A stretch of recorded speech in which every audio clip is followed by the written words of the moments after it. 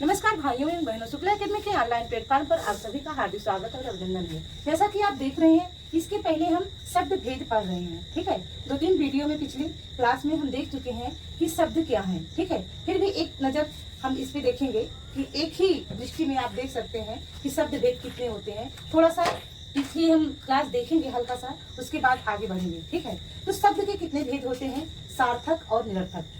कहने का तात्पर्य 2 भेद होते हैं। कितने होते हैं? 2 भेद होते हैं। तो निरर्थक का तो आप देख ही रहे हैं कि निरर्थक का मतलब ही हुआ निरर्थक, जिसका कोई अर्थ ही नहीं है, जिसका कोई अर्थ ही नहीं है, वो क्या है? निरर्थक शब्द है। तो सार्थक, जो हम सार्थक शब्द बोल रहे हैं जिसका कोई अर्थ है, ठीक है, तो उसी को हमको पढ़ना है। तो सार्थक शब्द के कितने भेद किए गए हैं? 4 भेद किए गए हैं। कितने भेद किए गए हैं? 4 भेद किए गए हैं। इन चारों के भी अलग अलग भेद हैं। ठीक है, जैसा कि हम देख रहे हैं रचना या बनावट के आधार पर शब्द के भेद। पहला भेद सार्थक शब्द का है, रचना या बनावट के आधार पर शब्द के भेद। ठीक है, तो रचना या बनावट के आधार पर 3 भेद बताए गए, रूढ़, यौगिक और योग रूढ़। रूढ़, यौगिक और योग रूढ़। जैसा कि हमने रूढ़ पढ़ा, यौगिक पढ़ा और योग रूढ़ पढ़ा, फिर से देखते हैं थोड़ा सा कि रूढ़ क्या है। जैसे हमने ऐसे 2 शब्द, एक शब्द हमने लिया ऐसा शब्द जिसको हमने कहा कल। ठीक है, जिसको हमने कहा कल, तो कल का कोई अर्थ निकलता है। ठीक है, जैसे हमने कहा जल, तो जल का कोई अर्थ निकलता है। ये शब्द जो है इसका जल का एक अर्थ निकल रहा है, लेकिन जब इसको हम अलग अलग कर दें, जैसे ज ल, ठीक है, तो ना तो ज का कोई अर्थ निकलेगा और ना ही ला का कोई अर्थ निकलेगा। ठीक है, अर्थात कहने का मतलब रूढ़ शब्द वह है जो किसी 2 निरर्थक खंडों से, ठीक है, 2 निरर्थक खंडों से मिलकर जब एक सार्थक खंड की उत्पत्ति होती है तो क्या है? रूढ़ शब्द है। ठीक है, तो हमने कहा रूढ़, समझ में आया? ठीक है, अब हमने कहा यौगिक। हमने कहा यौगिक क्या है? यौगिक क्या है? तो यौगिक में हम देखते हैं, जैसे हमने कहा विद्यालय। क्या कहा? विद्यालय। ठीक है, तो यौगिक का मतलब ही होता है जोड़। यौगिक का मतलब क्या होता है? यौगिक का अर्थ ही निकल रहा है जोड़। इसका अर्थ क्या है? जोड़ है। तो यौगिक जो है, जैसे हमने कहा विद्यालय, तो विद्यालय में कौन सा शब्द है? तो यौगिक शब्द है। कैसे?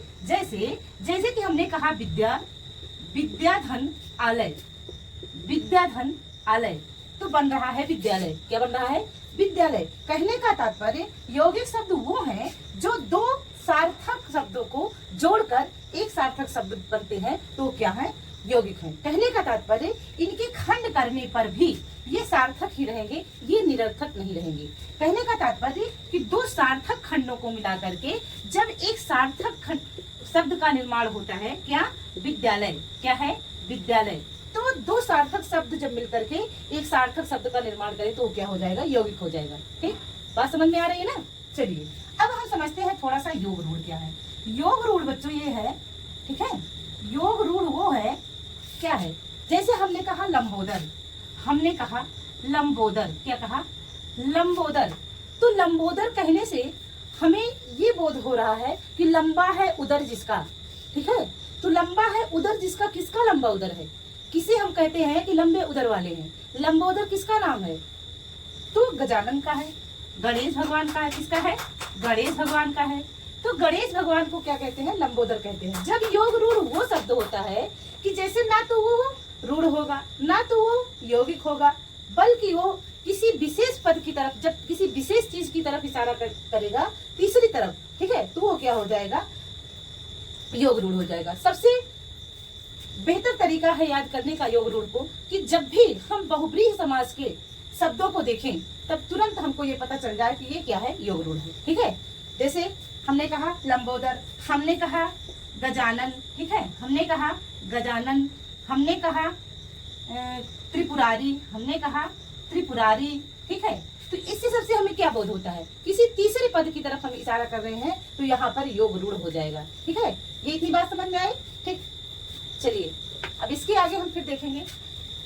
आगे देख रहे हैं तत्सम तद्भव को थोड़ा सा देखेंगे। ठीक है, तत्सम क्या है?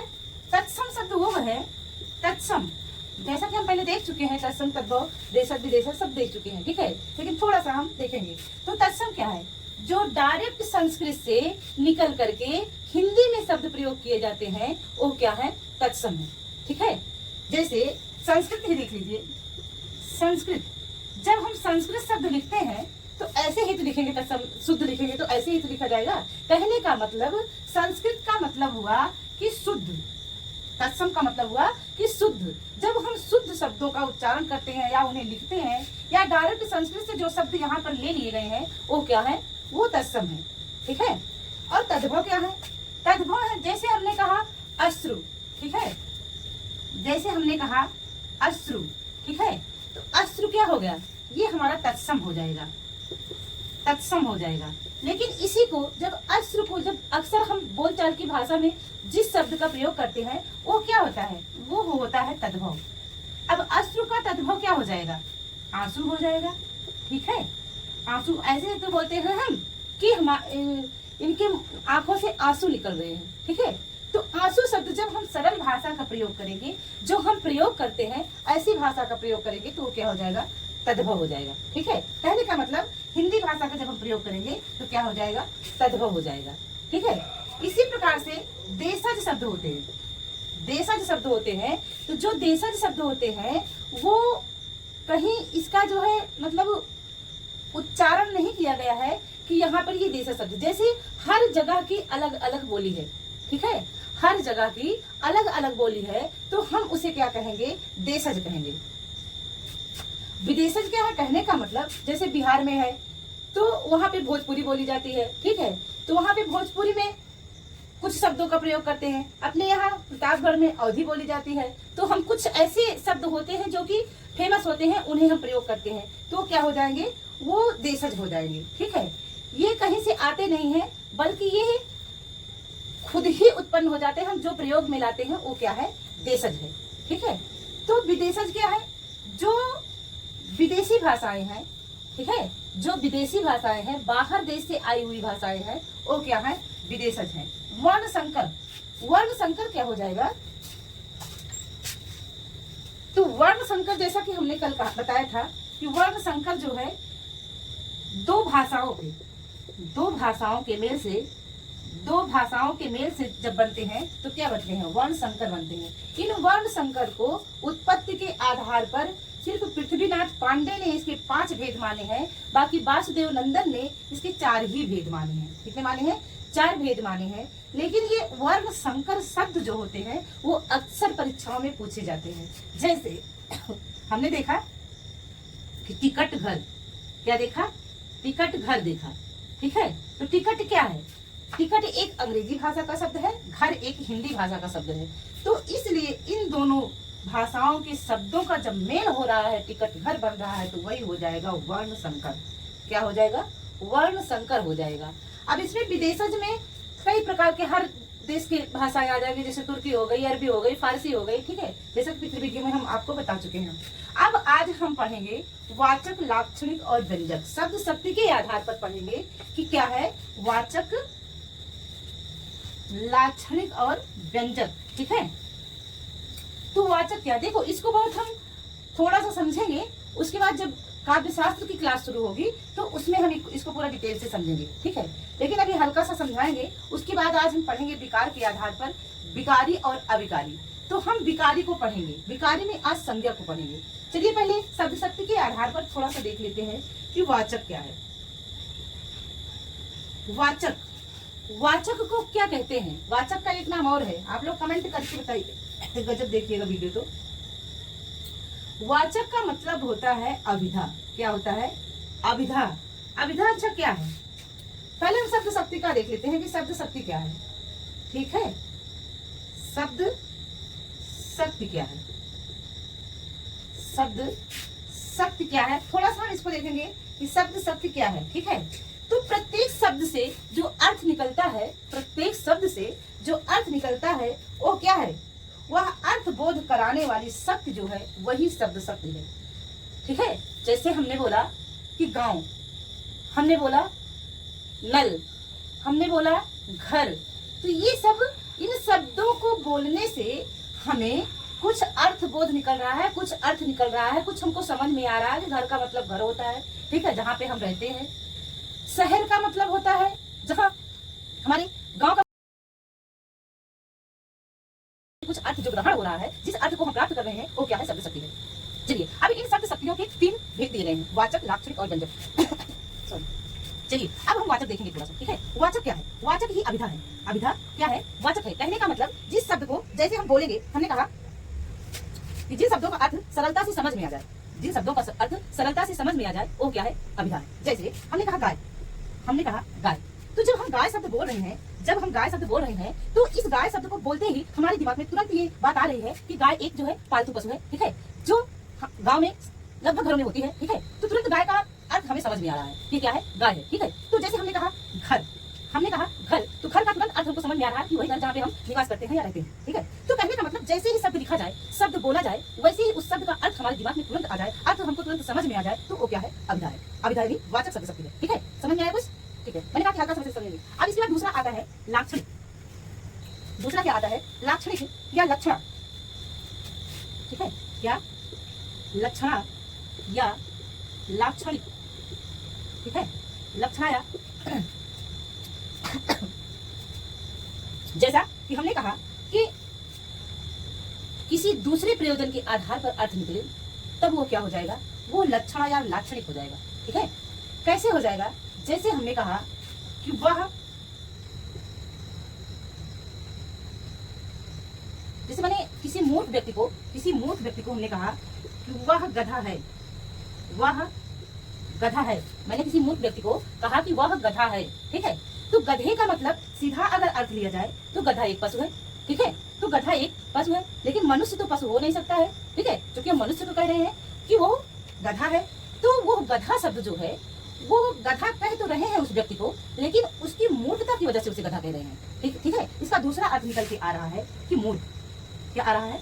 मूर्ख। वो गधा तो बोल रहे हैं उसको, लेकिन वो गधा नहीं होगा, क्योंकि गधा एक जानवर है और मनुष्य जानवर नहीं बन सकता है, इसलिए मूर्ख के अर्थ में गधा का प्रयोग किया जा रहा है। तो प्रयोजन, यहाँ पर प्रयोजन है, अर्थात यहाँ पर लक्षण, यानी कि लक्षण से इसे पहचाना जाता है कि ये कौन सी शब्द शक्ति है, ये लाक्षणिक या लक्षण शब्द शक्ति है, ठीक है। तो हम व्यंजक को देखते हैं, व्यंजक या व्यंजना शब्द शक्ति को देखते हैं, ठीक है। व्यंजना या व्यंजक शब्द शक्ति, अभी इसको जब हम काव्य शास्त्र पढ़ेंगे तो और डिटेल में पढ़ेंगे, ठीक है। व्यंजना या व्यंजक शब्द शक्ति, व्यंजक शब्द शक्ति,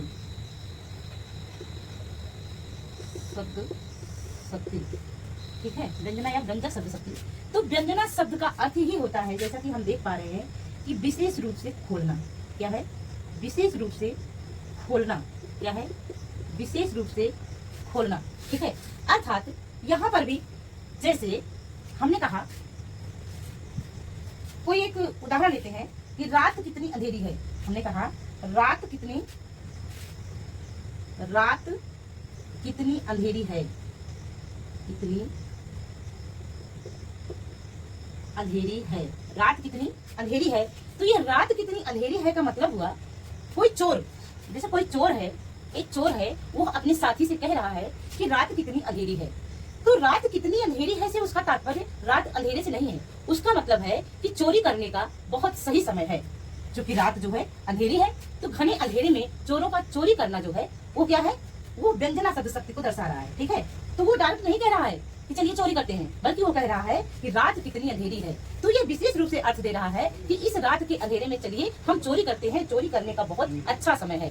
इसमें भी आप देख सकते हैं कि जहाँ पर बहुब्रीहि के उदाहरण होंगे, वहां पर आप देख सकते हैं कि वहां पर क्या होगा? व्यंजना शब्द शक्ति होगी, ठीक है। इतना शॉर्ट में हम देख चुके हैं। अब हम देखेंगे विकार के आधार पर शब्द शक्ति को देखेंगे, ठीक है। विकार के आधार पर शब्द शक्ति है संज्ञा। क्या है?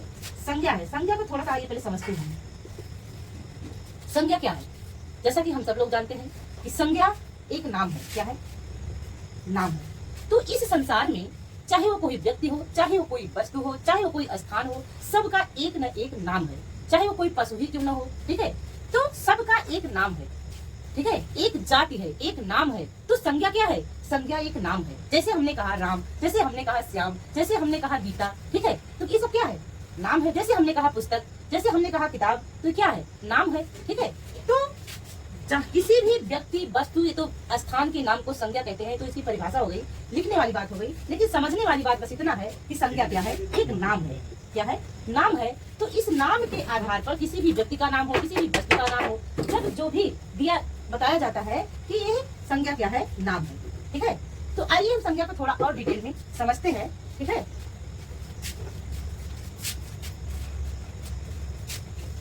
ये तो हुई समझने वाली बात। ठीक है, आज हम संज्ञा को ही पढ़ेंगे, उसके बाद फिर आगे बढ़ेंगे। ठीक है, तो हम क्या देख रहे हैं, संज्ञा। ठीक है, संज्ञा देखेंगे। संज्ञा क्या देख रहे हैं, संज्ञा को देख रहे हैं। ठीक है, तो जैसा कि हमने जाना कि संज्ञा क्या है, तो संज्ञा एक नाम है। अब लिखने की बात आ जाती है कि किसी व्यक्ति वस्तु, किसी, ऐसे आप लिख सकते हैं, इसको नोट्स बना सकते हैं, किसी व्यक्ति वस्तु, किसी व्यक्ति वस्तु स्थान के नाम को, स्थान के नाम को, स्थान के नाम को, स्थान के नाम को क्या कहते हैं, संज्ञा कहते हैं। स्थान के नाम को संज्ञा कहते हैं। क्या कहते हैं, संज्ञा कहते हैं, संज्ञा कहते हैं। ठीक है, तो संज्ञा में जैसे जैसे हमने कहा मोहन, हमने कहा जैसे लिखते हैं, जैसे हमने कहा मोहन, क्या कहा, मोहन। एक मिनट आ रहे हैं।